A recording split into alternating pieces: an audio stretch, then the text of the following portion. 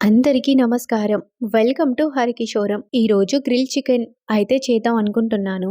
ఇది గ్రిల్ చికెనా లేదా చికెన్ టిక్కానా లేదా నాకు అనుకూలంగా ఓవెన్ వాడకుండా ఉన్న దాంట్లో చేసిన ఇంకేదైనా కొత్త సింపుల్ రెసిపీ అయినా అనుకోండి. కొత్త రెసిపీ అని అయితే భయపడకండి.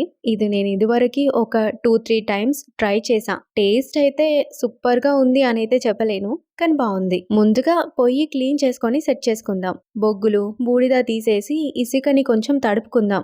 ఆ తరువాత పొయ్యిని సెట్ చేసి మధ్యలో పొడి ఇసుకని చల్లుకోవాలి. కర్పూర బిళ్ళలు వేయాలి, అవైతేనే ఈజీగా అంటుకుంటుంది మంట.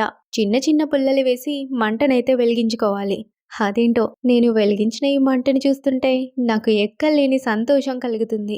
అప్పుడప్పుడు ఈ చీకట్లో ఎర్రటి మంటని చూస్తే మసందంగా కనిపిస్తూ ఉంటది. నేను ఈ చికెన్ని నీట్గా కడిగి ఉప్పు, కారం, అల్లం వెల్లుల్లి, పసుపు, కొంచెం ఆయిల్, నార్మల్గా ఇంట్లో ఉండే ధనియాలు, ఇంకా జీలకర్ర మెంతులతో చేసిన పొడి, అన్ని స్పైసెస్తో తయారు చేసిన గరం మసాలా వేసి బాగా మిక్స్ చేసి ఒక 1 అవర్ వదిలేసాను. ఫ్రిడ్జ్లో అయితే పెట్టలేదు. ఇప్పుడు ఇలాంటి ఒక పుల్లని తీసుకొని దానికి చికెన్, టమాటో, క్యాప్సికమ్, ఆనియన్ ముక్కల్ని గుచ్చుకోవాలి. ఇదే కాకుండా పుల్కా మేకర్ని కూడా మేము వాడేసాం. దానిపైన కూడా అన్ని పెట్టేసి మంట మీద కొద్ది కొద్దిగా ఆయిల్ వేస్తూ కాల్చుకోవటమే. నా క్రియేటివిటీ చూసారా? కత్తెరతో పీసెస్ని తిప్పుతున్నా.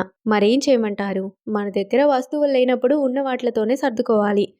బయటంతా బాగా టేస్టీగా లేకపోవచ్చు, కానీ ఇంట్లో హెల్దీగా మనం కలిసి చేసుకున్నాం కదా, సెల్ఫ్ సాటిస్ఫాక్షన్తో ఆ టేస్ట్ అయితే బ్యాలెన్స్ అయింది.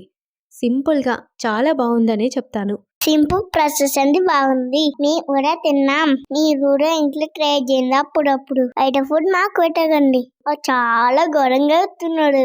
అలాగని గ్యాస్ పొయ్యి మీద కూడా చేయకండి, అది ఇంకా డేంజర్. ఒకసారి ట్రై చేసి ఎలా ఉందో నాకు చెప్పండి. సంతోషిస్తాను. Thank you.